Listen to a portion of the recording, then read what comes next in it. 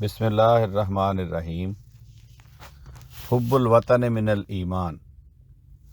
Jamiatul المبشرین Ghana میں تقریب یوم آزادی گھانا۔ رپورٹ رضوان کوثر، استاذ جامعۃ المبشرین۔ مورخہ 6 مارچ 2023 کو جامعۃ المبشرین میں گھانا کا یوم آزادی منایا گیا۔ صبح 8 بجے طلباء جامعۃ المبشرین کے میدان میں قطار وار کھڑے تھے۔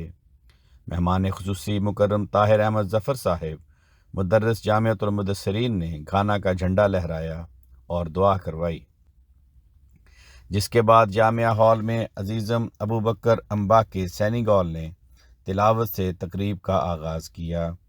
گھانا کے معلم عبد المجید علی صاحب نے حب الوطن من الایمان پر درس دیا۔